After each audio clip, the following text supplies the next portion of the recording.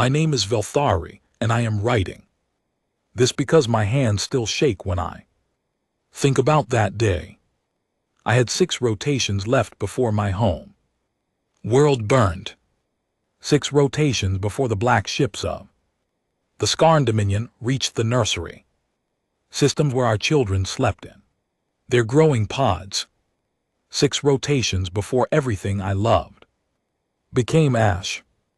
I stood in the marble hall of the Galactic, conquered my 6 limbs, trembling, and I begged the Qitari Collective, and they offered me prayers. I begged the Oranine Republic, and they sent observers who would watch us die and write reports. I begged the Methane Compact, and they told me our tragedy was sad but educational. No one would fight. No one would lift a single weapon against the Skarn because everyone remembered what the Skarn had done to the Beluvan hives a century ago. The Skarn did not take prisoners. The Skarn did not accept surrender. The Skarn arrived, and then a world simply stopped existing. My people, the Zalothi, had been peaceful for 11,000 years. We grew crystal gardens. We sang to our young. We had forgotten what a weapon even looked like. And now we were going to be erased from the galaxy, and every civilized species in the Conquered was going to send flowers to our memorial and then go back to their dinners. I was sitting alone in the petition chamber, staring at my reflection in the polished floor, when an old voice behind me whispered a word I had been told never to speak. The voice belonged to an ancient Qitari archivist, a being older than most stars in this sector. He leaned close to me and said one word: humans. I turned to him with all 3 of my hearts pounding. I knew about the humans. Every child in the Conquered knew about the humans. They were the quarantined ones, the species kept behind the Sol exclusion treaties, locked away in their own little corner of the galaxy because of what they had done at Tessark 200 years ago. No one even spoke about Tessark anymore. The footage had been sealed. The witnesses had been given memory treatment.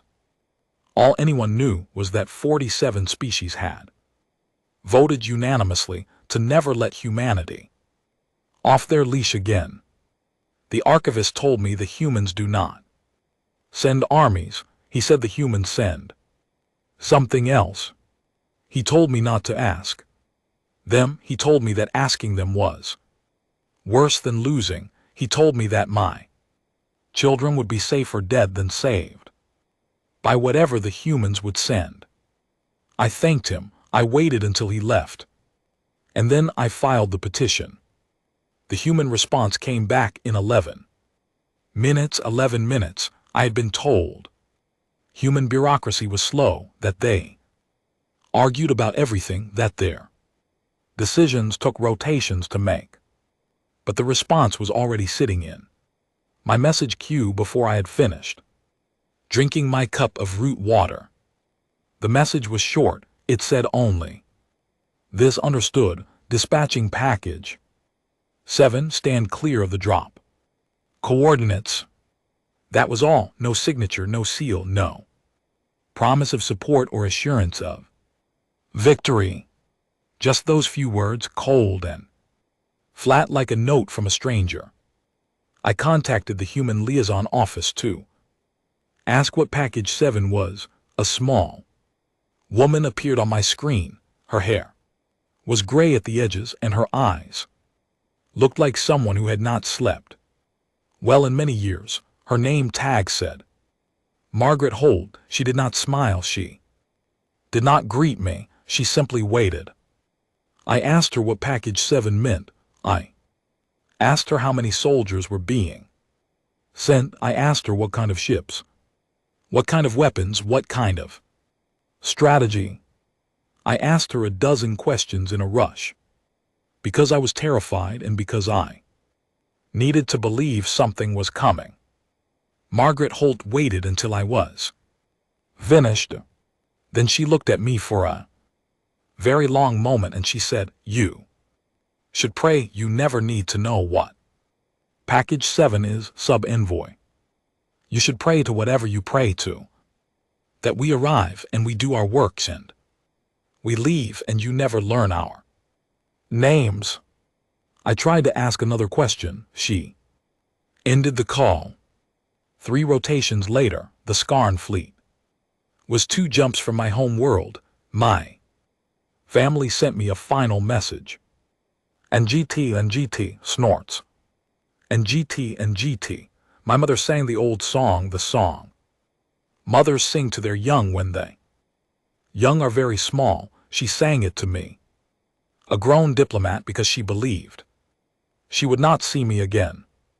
I watched the message 17 times. I could not reply. What does one say to a farewell?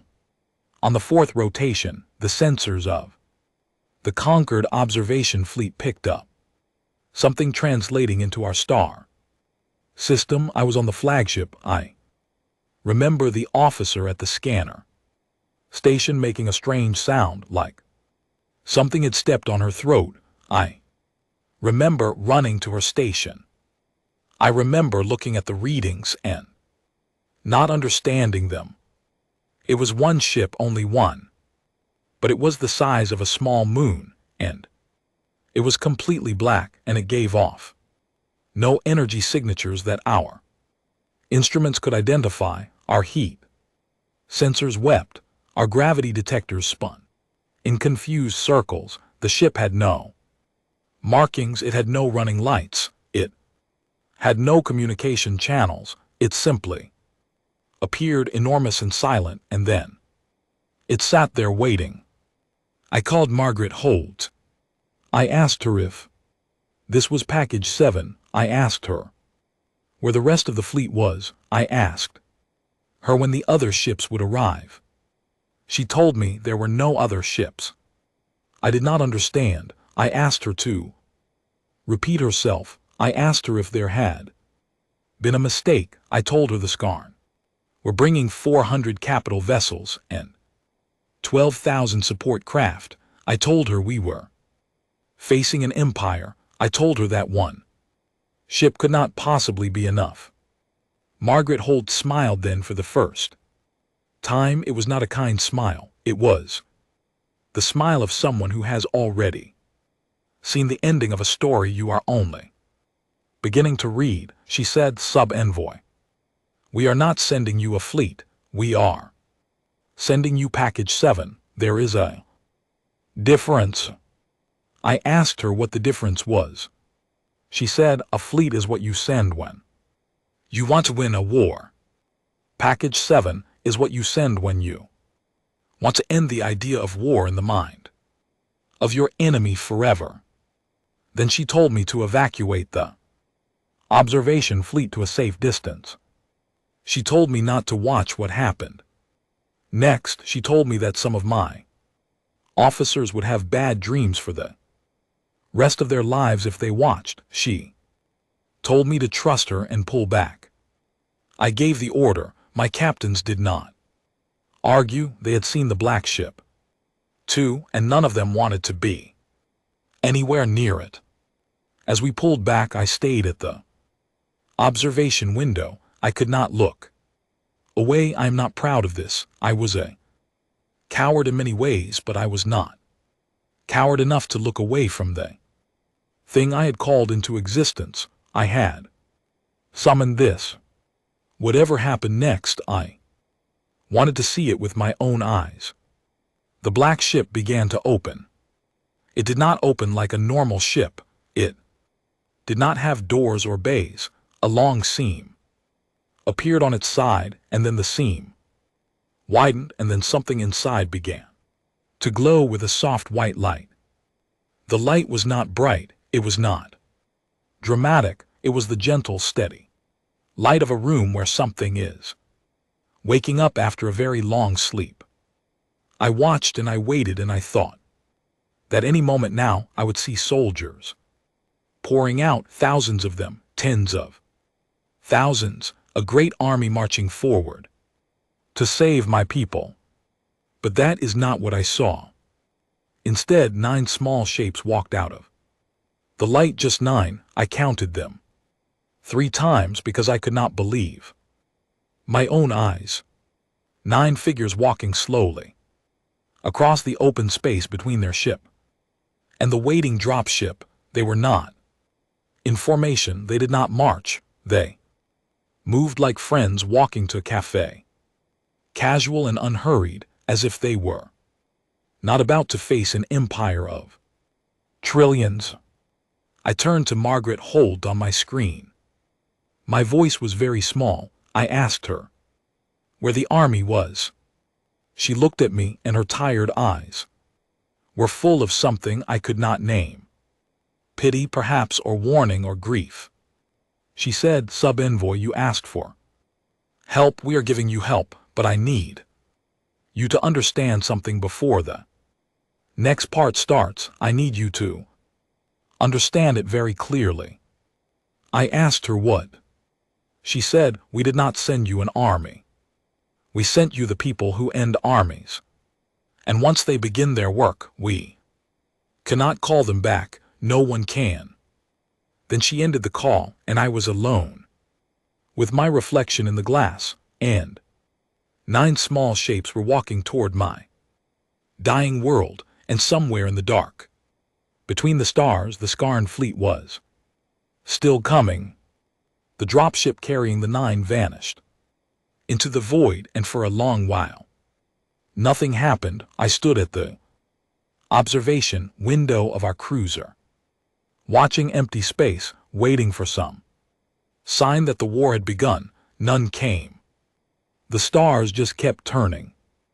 Margaret Holt allowed me to come aboard her vessel. It was a small human ship, much smaller than our conquered cruiser, and it smelled strange to me. The humans had brought the scent of their home world with them. There was something woody in the air, and something sweet, and something I later learned was called coffee. Margaret poured me a cup. I could not drink it. She drank hers, and her hands were steady, and I envied her that. I asked her to tell me about the 9.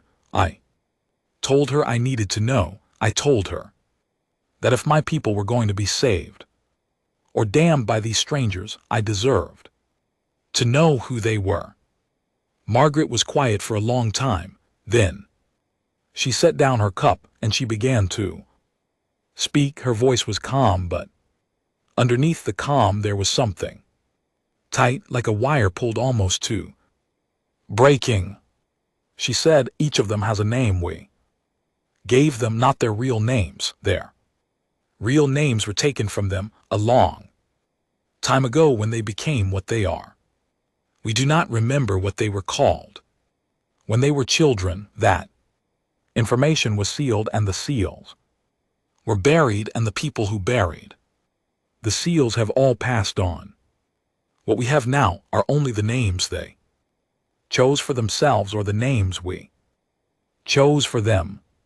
She told me the first one was called the gardener. I asked her what he grew. She told me he did not grow plants. She told me the gardener was a man who could walk into a room full of his enemies and, without speaking a word, leave behind a single idea in each of their minds. Small seed of an idea, and by the next morning that seed would have grown into something that consumed them from within, not their bodies, their certainty, their will, their belief in the cause they fought for. She said the Skarn soldiers who encountered the gardener would wake up in the morning and quietly put down their weapons and walk away from their posts, and they would not be able to explain why. They would go home. They would sit with their families. They would never fight again.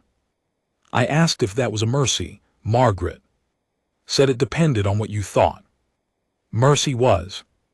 The second one was called the Hollow Man. She told me he was not quite in our universe anymore. Something had happened to him many years ago, some experiment the humans did not like to talk about.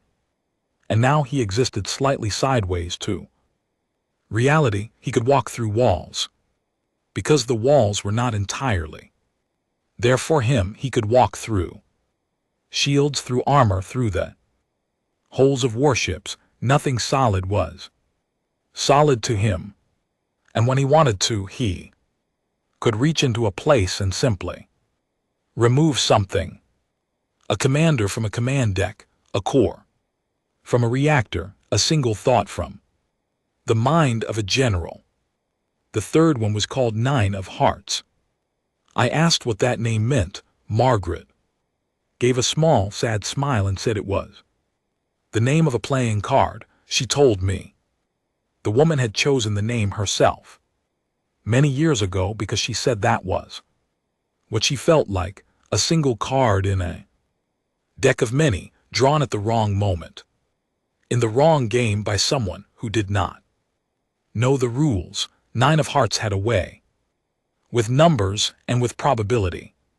She could look at a battle and see all the ways it could end, and she could nudge things gently so that only the ending she wanted actually happened. The fourth was called Choir.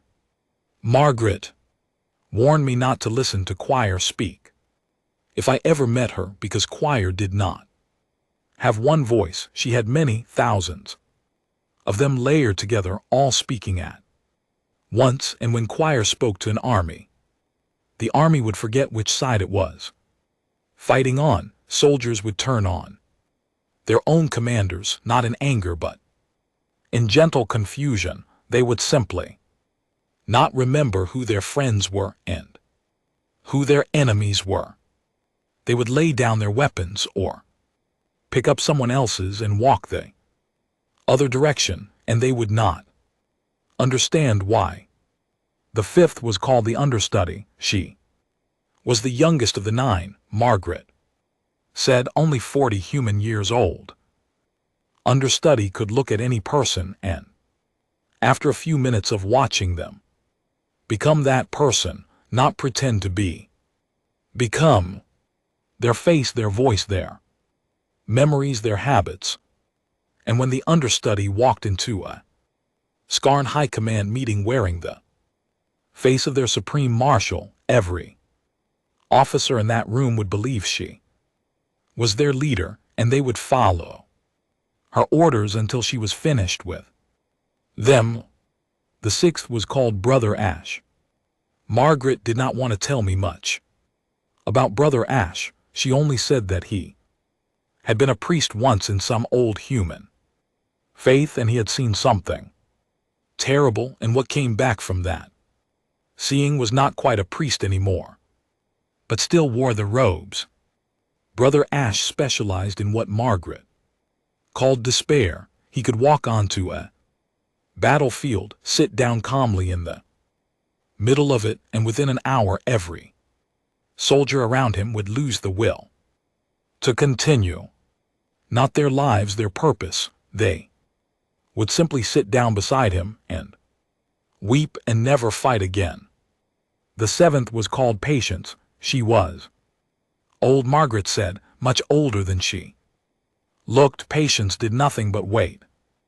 That was her ability. She would arrive at a place, sit down and wait, and whatever needed to happen for her enemy to lose would happen. A wall would fall, a ship would break down, a general would choke on a piece of food, a storm would come at exactly the wrong moment. Patience did not cause these things. She simply waited, and the universe arranged itself around her waiting.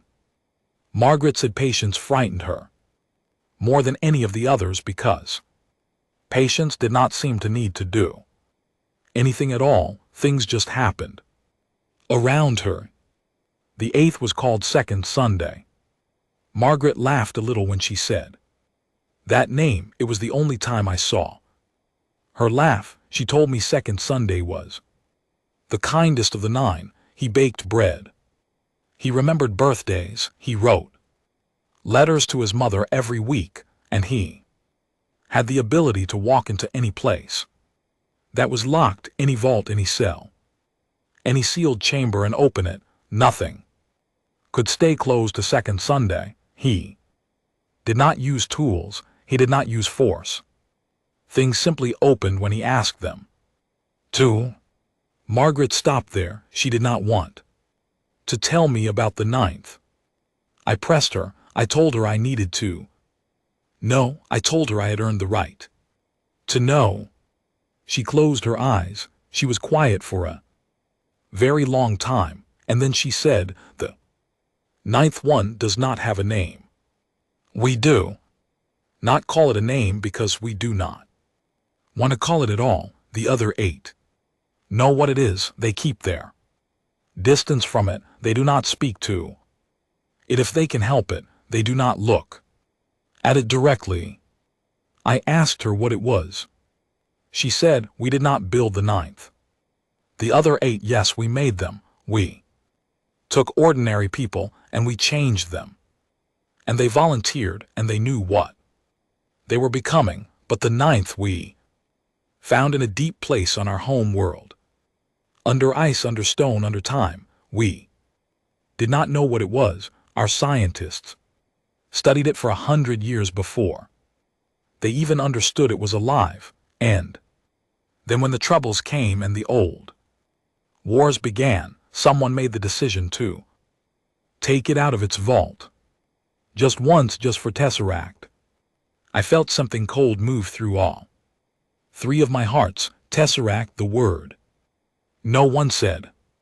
Margaret opened her eyes. She looked at me and her face was gray. She said, "After Tesseract, we put it back. We built new locks. We built new vaults. We promised every species in the galaxy that we would never open those vaults again, and we meant it. For 200 years we kept our promise." I asked her then, with my voice shaking, why she had told me this, why she was telling me about the 9th now. Margaret Holt looked at me and her tired eyes were wet, and she said, "Because we sent the 9th with the other 8. We had to. The Skarn are too many. The Skarn are too strong. The other 8 are powerful sub-envoy, but even they could not do this alone. We needed the 9th. We woke it up. We put it on a leash the other 8 would hold, and we sent them all to you." I asked her if the leash would hold. She did not answer. Outside the observation window, the stars kept turning, and somewhere in the dark between them, 9 small shapes were walking toward an empire, and one of those shapes was something that had been sleeping under the ice of a distant world for longer than any of our histories could remember. I finally understood why every other species had told me not to ask the humans for help. I understood why the archivist had whispered the word. I understood why Margaret's eyes looked the way they did. The humans had not been quarantined because they were cruel. They had been quarantined because they were willing to make the other 8, willing to find the 9th, willing to open the vault when no one else would. I sat in Margaret's small ship holding a cup of cold coffee I could not drink, and I waited for the first reports to come in, the first signs of what the 9 were doing, the first proof that I had done the right thing, or the worst thing by filing that petition. The reports, when they came, did not read like anything I had ever read before. They did not read like war. They read like ghost stories, and I realized, sitting there in the quiet, that the war had already started and I had missed it. Because the war the humans fought did not look like any war the galaxy had ever seen. The first report came in from a Skarn forward station called Kelusate. It was A supply depot on a small moon far from the main battle lines holding 40,000 Skarn soldiers and enough fuel and food to keep the invasion fleet running for a year. Our scouts had not dared go near it. The Skarn defenses there were layered and cruel. And then without warning, Kelusi went silent. No distress signal, no explosion, no enemy engagement on any of our monitoring arrays. The station simply stopped communicating with the Skarn command network. Our scouts, cautious at first, crept closer. They expected a trap. They expected to find the station destroyed, or to find it full of enemy activity, or to find anything at all. What they found was worse. The station was still there, the lights were still on, the air recyclers were still humming, the gravity plating was still functioning in the mess halls. Meals were still on the tables, warm in some cases, cups of the bitter Skarn drink were still half full. In the barracks, beds were unmade as if their occupants had just gotten up. In the command center, the displays still showed the last reports being processed. But there were no Skarn. Not one, not a body, not a sign of struggle, not a single trace of where 40,000 soldiers had gone. They had simply ceased to be present. The scouts searched every room, every closet, every ventilation shaft, every airlock. Nothing. They found no blood. They found no weapons discharged. They found no damage to the station at all. The only unusual thing the scouts found was in the central command chamber. There, carved into the metal floor with what seemed to be a single finger, was a word. The word was not in any language. The scouts recognized when they transmitted the image back to our translators. The translators made a strange sound and shut themselves off. When the image was sent to the Concordant Linguistic Archives, 3 of the archivists reported headaches and asked to be excused from their duties. The word was never successfully translated. Margaret Holt looked at the image when I showed it to her. Her face did not change. She only nodded once and said quietly, "That would be the gardener. He likes to leave a marker. Do not look at that image for too long, sub-envoy. It plants things." I closed the image. I did not open it again. The second report came 3 rotations later. The Skarn Third Fleet, formation of over 100 warships, engaged an unknown enemy in a region of space called the Orvanian Drift. The Skarn commander broadcast the engagement on their military channels, confident of victory. We intercepted the broadcast. We watched it. The footage showed the Third Fleet opening fire on empty space. There was nothing there, no enemy vessels, no decoys, no targets of any kind, but the Skarn gunners were firing at something. They were screaming over the comms. Their officers were shouting contradictory orders. Some of the ships began to turn on each other. Some began to fire on their own support craft. Formation broke apart within minutes. When the footage ended, the Third Fleet was in ruins, not destroyed by an enemy, destroyed by itself. Every ship had turned on every other ship until none of them remained functional. Our analysts pored over the sensor data 100 times. They found no enemy vessels, no hidden signatures, no cloaking signatures, no third parties of any kind. The Skarn Third Fleet had simply lost its collective mind and done the work to itself.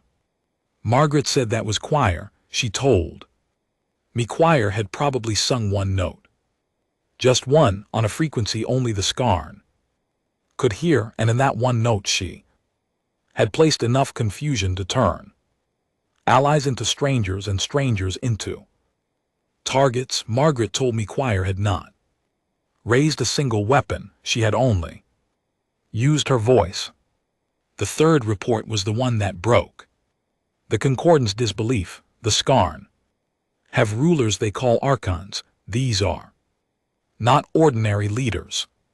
They are beings of tremendous age and power, each one ruling a sector of the Skarn Empire from a fortress so deep underground that no weapon in the galaxy could reach them.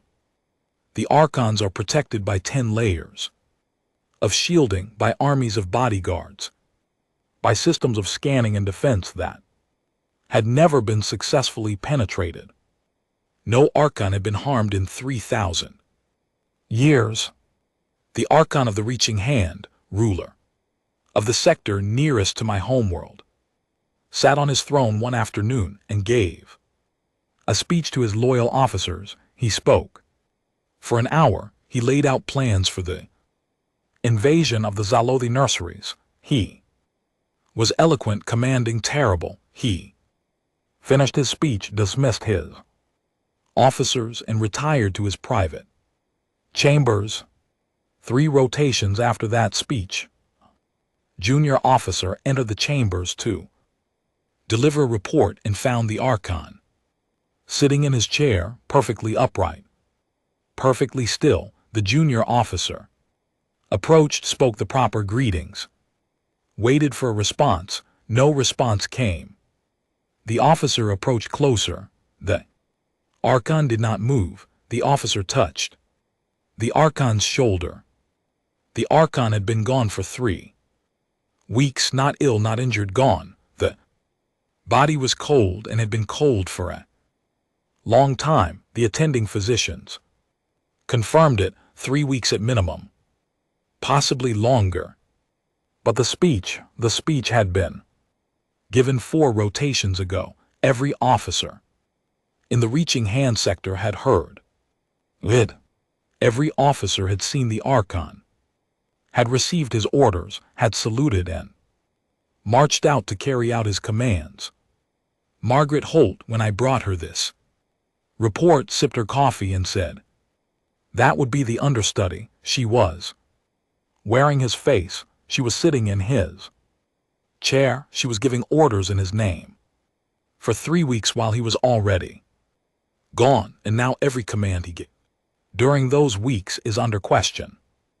Every troop movement, every supply order, every execution. The Skarn High Command does not know which of their own orders are real and which came from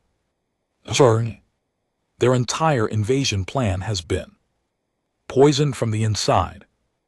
I asked Margaret how the understudy had gotten past all those layers of security. Margaret said, Second Sunday opened the doors for her. I began to understand then in a way I had not understood before. The 9 did not work as individuals, they worked as a set. Second Sunday opened what was locked. The understudy stepped inside. Quire confused the defenders. The gardener planted his seeds. The hollow man reached through walls. 9 of hearts made sure every outcome went their way. Brother Ash took the will to resist. Patience made the universe cooperate, and each of them made the others more terrible than they already were. More reports followed. The Skarn Command network began to break down. Orders were being contradicted. Fleets were arriving at the wrong coordinates. Supply ships were being diverted to empty systems. Senior officers were committing errors they had never made before, or simply failing to report for duty, or sitting in their quarters with strange smiles, or refusing to eat. The great and terrible Skarn Dominion, which had burned whole civilizations to ash, was being taken apart not by fleets or by weapons, but by something like a cold that settles into the bones of a strong person and stays there. The war, if it could be called a war, lasted only 11 rotations. On the 12th rotation, the Skarn broadcast a message to every species in the Concordant. It was broadcast on every channel, on every frequency, in every language the Skarn knew. I was watching the Concordant central feed when it played. The Skarn Supreme Coil, their highest ruler, appeared on the screen. He was an old creature, his shell cracked and his many eyes dim. He did not stand in a grand chamber. He sat in what looked like a small room, alone with no guards.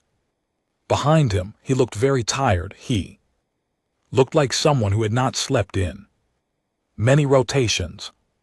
His voice was soft and a tremble. He did not threat, he did not bluster. He simply said, "We yield." He said it in the Skarn tongue and then in 15 other languages. We yield to the humans. We yield without condition.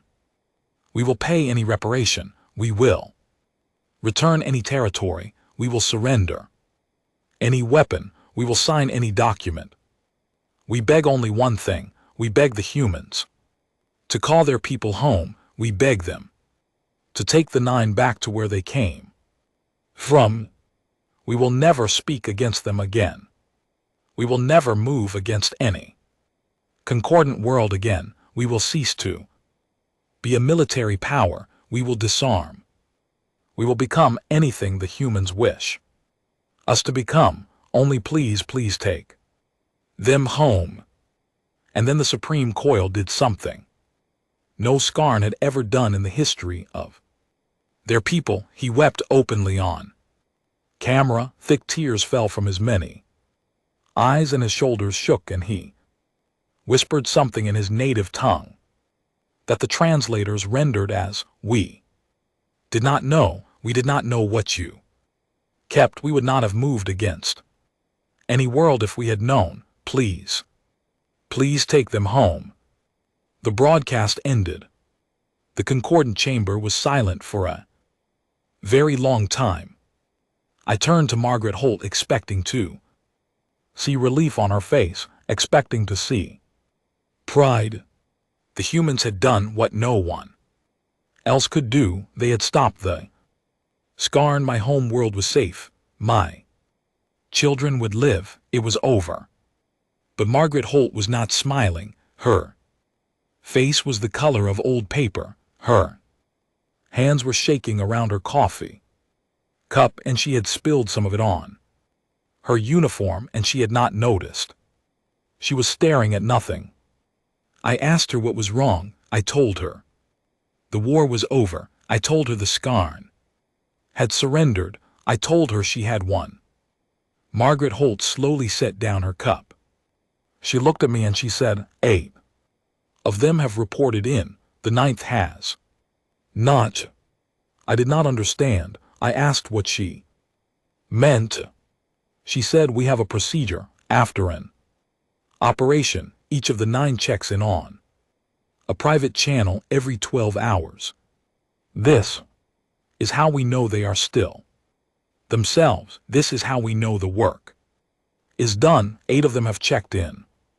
The Snorts gardener, the Hollow Man, 9 of Hearts choir, the understudy, Brother Ash patient, second Sunday.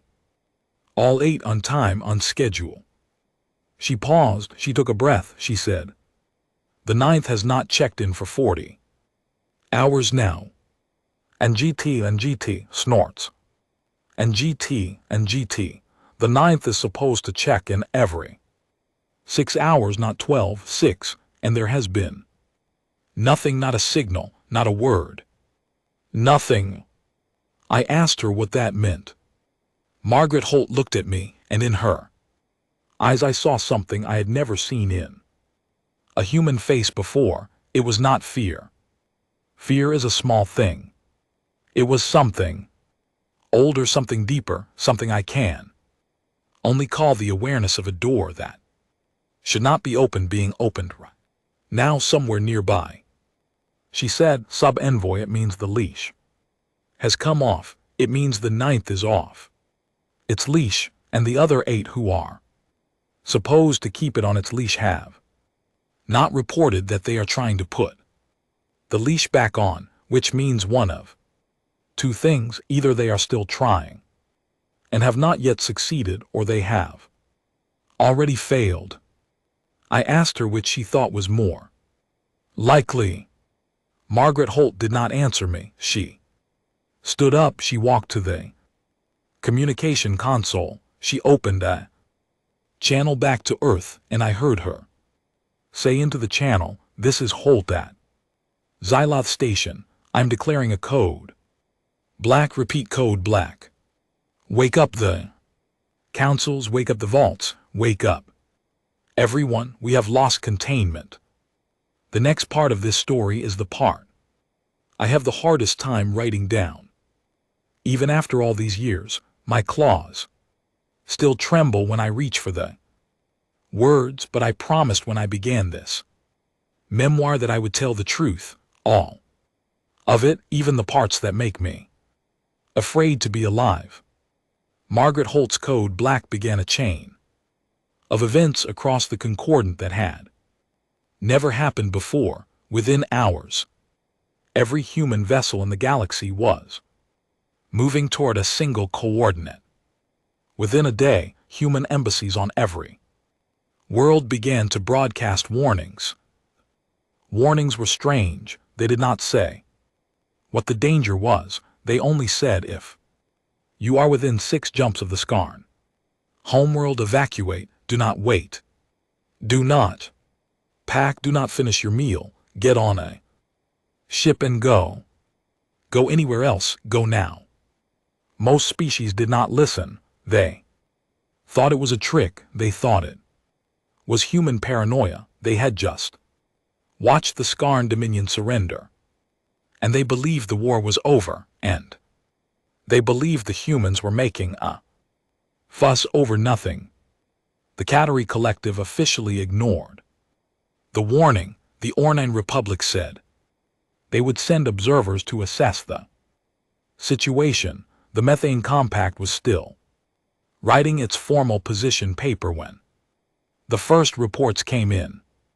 The first reports came from a Skarn world called Melvith. Melvith was one of the outer worlds of the Dominion, already under surrender terms, its fleets disarmed, its cities peaceful for the first time in 1,000 years.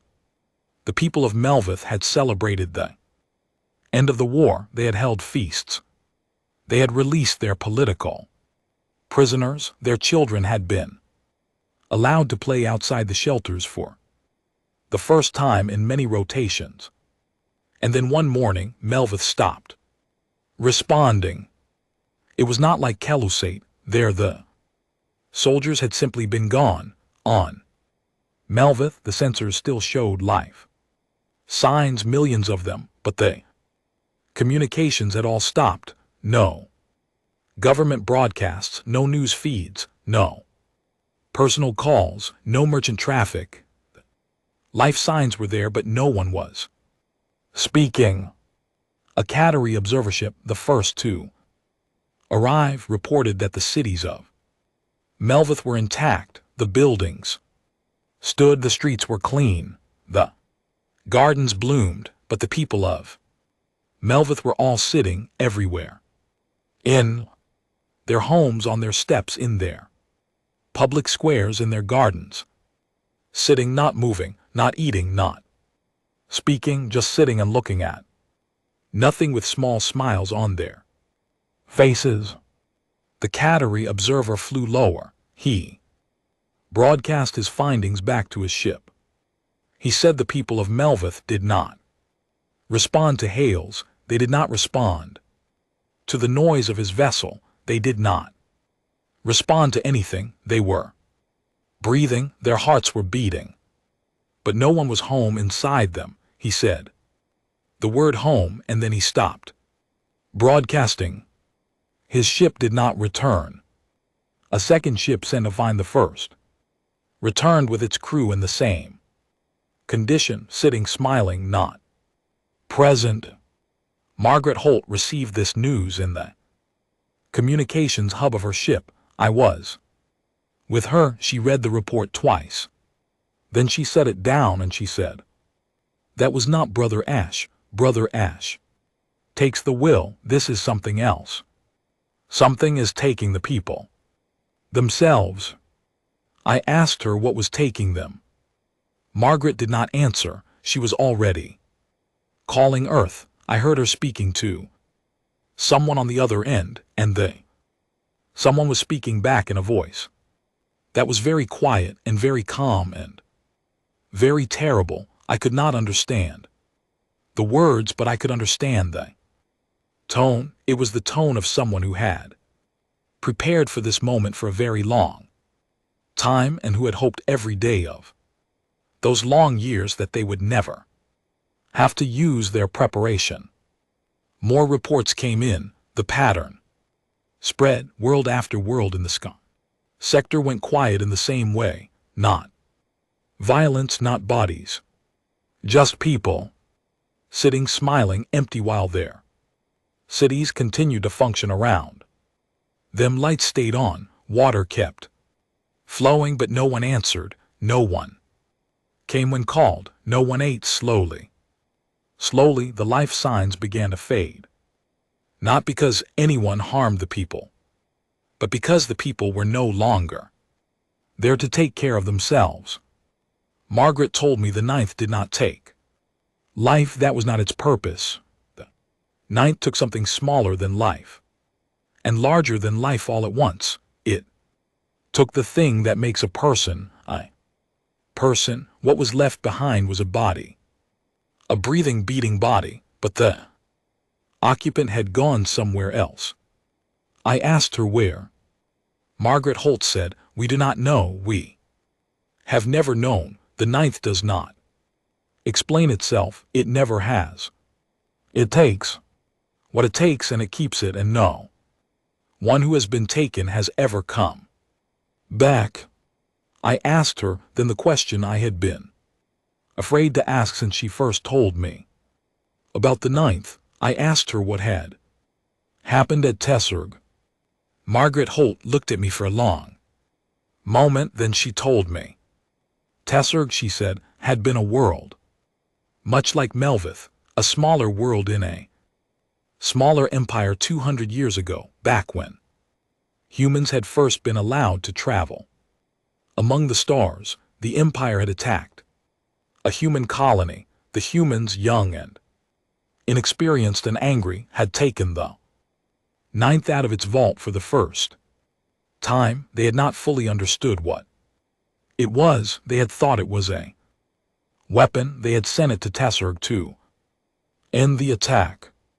The attack ended within a rotation. The empire surrendered within 2, but the ninth did not stop. The ninth spread. From Tesserg it moved to the next world of the empire, and the next and the next. The humans tried to call it back. They could not. They tried to stop it. They could not. They tried everything they knew how to do, and in the end they had to destroy 19 worlds, billions of people, entire civilizations. To contain it, the other species of the Concordant sent their fleets to help. It took 400 warships, 6 months, and every weapon of mass effect any civilization possessed, to finally drive the ninth back into a single place small enough to be locked away. After that, Margaret said, the Concordant quarantined us, and we accepted the quarantine. We agreed to never let the ninth out again. We built new vaults. We kept the keys with the most careful people we had. For 200 years we honored that promise. And then the Skarn came to your nursery worlds, Margaret said, and we broke the promise because the Skarn would not stop, because no army in the Concordant could beat them, because every species in the galaxy had told you no.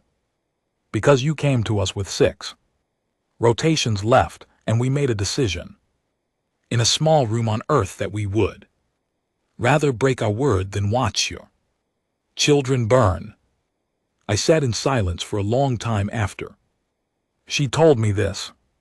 I finally asked her what would happen. Now, Margaret Holt said, now we try to stop it again. And we call for help, and we hope that this time the other 8 can do what they could not do 200 years ago. Because there were only 5 of us then. And there are 9 now, but I do not know sub-envoy. I do not know if it will be enough. The Concordant Emergency Council convened within a day. Every species sent representatives. The chamber, which had been so cold to my petition only weeks before, was now packed with frightened leaders who had watched Melvith and the worlds that followed. They had seen the readings, they had seen the empty smiling people, they had done the math on how quickly the pattern was spreading.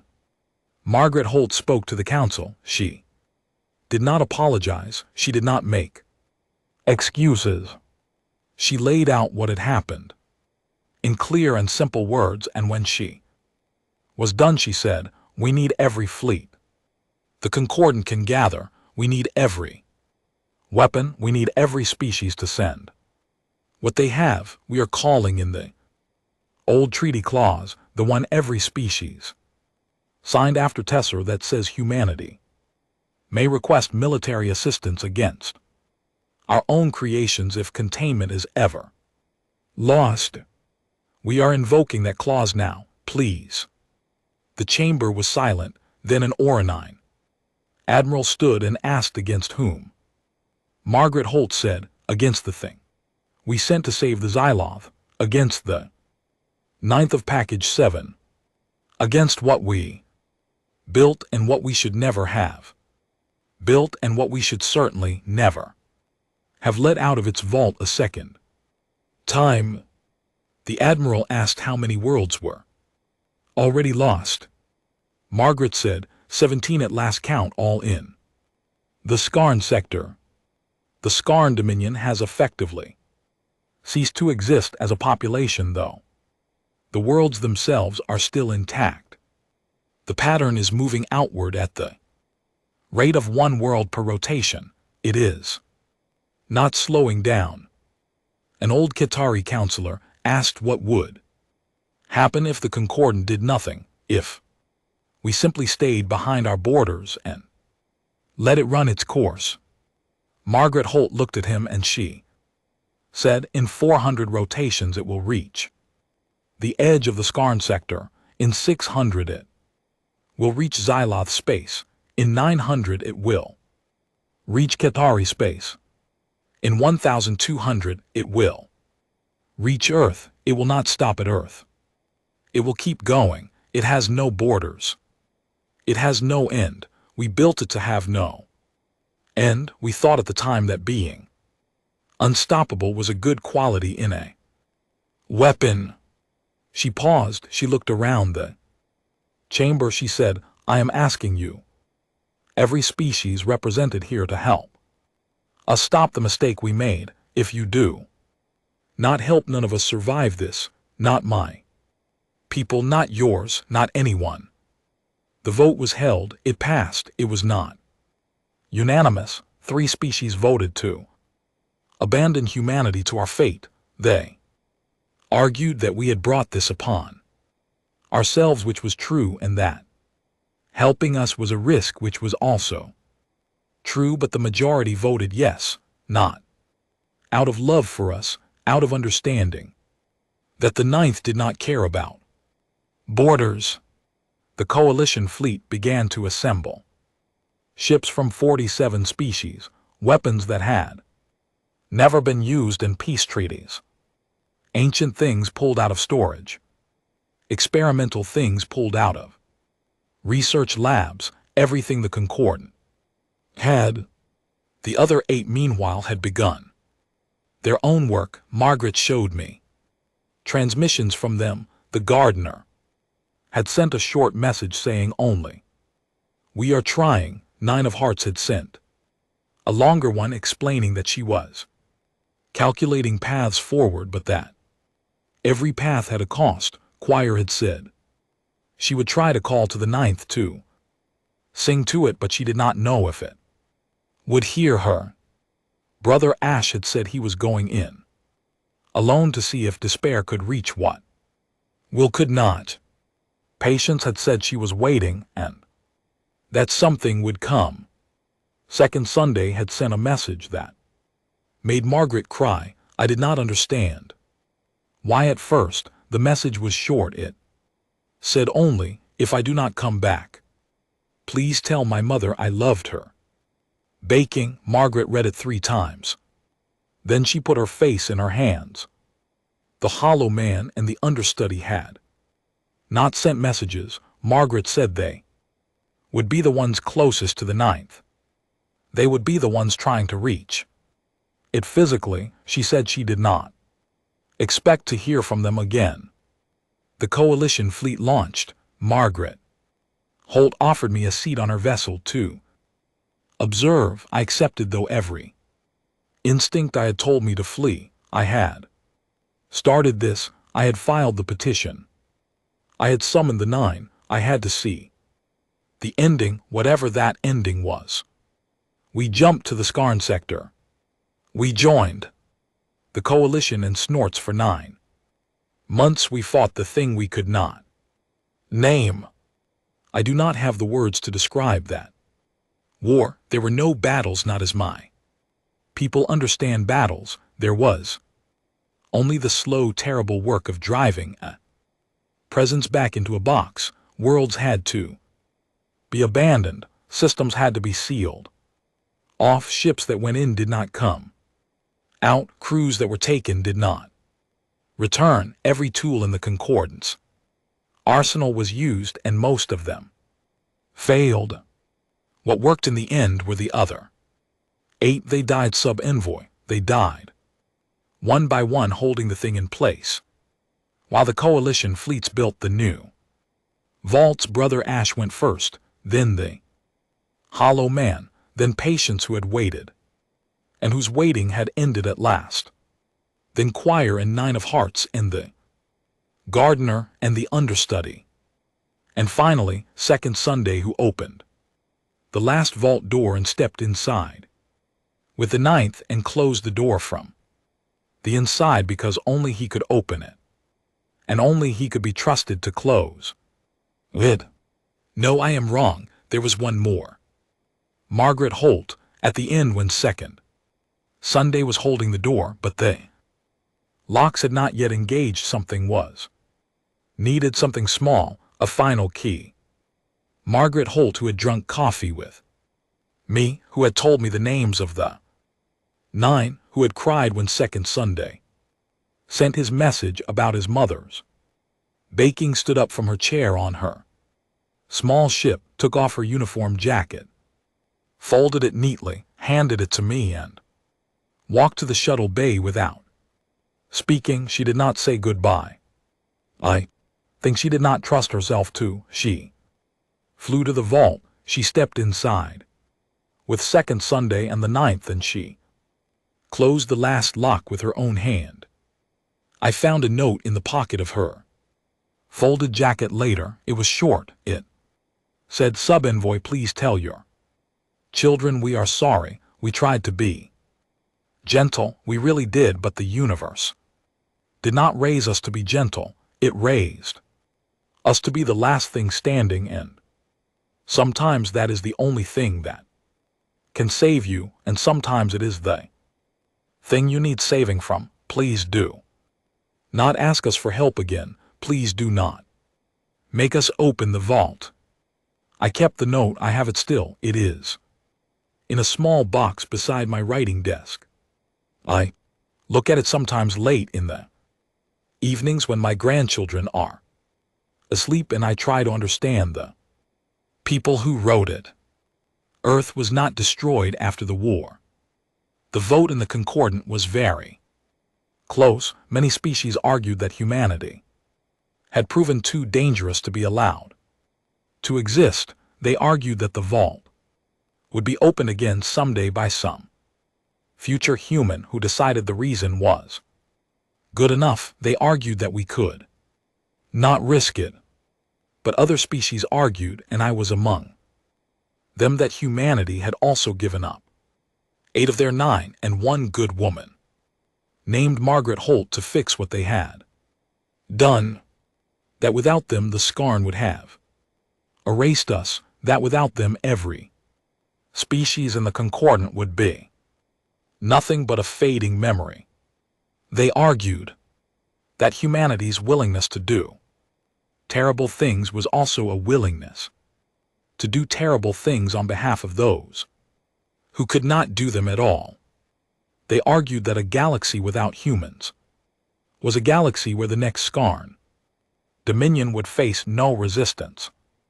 The vote passed barely. Earth was placed under stricter quarantine. The remaining vaults were watched by joint concordant teams. The humans accepted all terms. They did not argue. They did not complain. They knew what they had done. It has been 10 years now since that war ended. The Scarn sector is empty. The worlds are still there, still intact, still with their lights on. We do not go to them. We have agreed, all of us, to leave them alone. Perhaps in 1,000 years some brave souls will settle again, perhaps not. I do not know. My home world is safe. My children grew up. My grandchildren play in the crystal gardens, and they sing the old songs, and they do not know how close they came to never existing. I have not told them. I do not know if I ever will.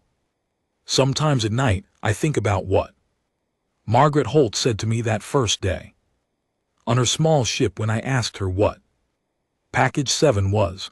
She told me to pray. Never learned. She was right. I wish I had not learned. I wish I had not needed to learn. I wish my home world had not been the reason the vault was opened the second time. But I will tell you what I tell the young diplomats who come to me now for counsel in the quiet hours of the evening when they are deciding which species to call when their worlds are in danger. The other peoples of the galaxy evolved in gentle places, worlds that fed them, skies that did not try to kill them. They evolved to sing and to build and to love and to cooperate. They are beautiful, those peoples. I am one of them. I love my own people with all 3 of my hearts. But humans did not evolve in a gentle place. They evolved on a world that tried to end them every single day for 2 million years. Plagues and famines and ice and fire and predators with teeth and each other. They did not evolve to be the strongest or the fastest or the smartest. They evolved to be the thing that did not stop. They evolved to look at the night and the things in the night, and to think, I could use one of those. They evolved to keep monsters in vaults, because sometimes you needed a monster, and it was better to have one ready than to be caught without. When you ask a civilized species for an army, they will send you soldiers. Soldiers have rules. Soldiers go home at the end of the war.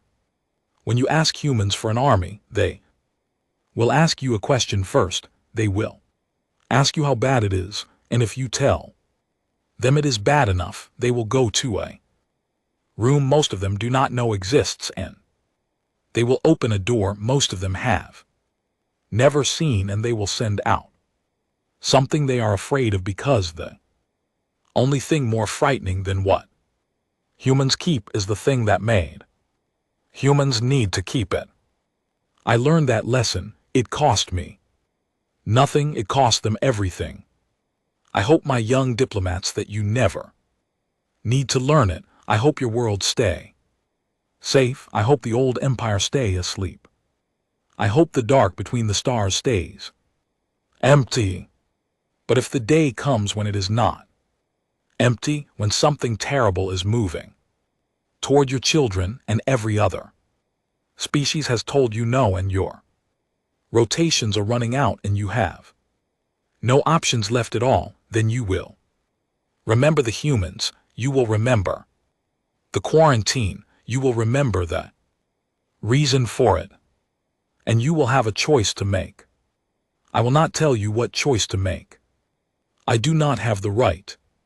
I made mine and I have lived with it, and my grandchildren are alive because of it.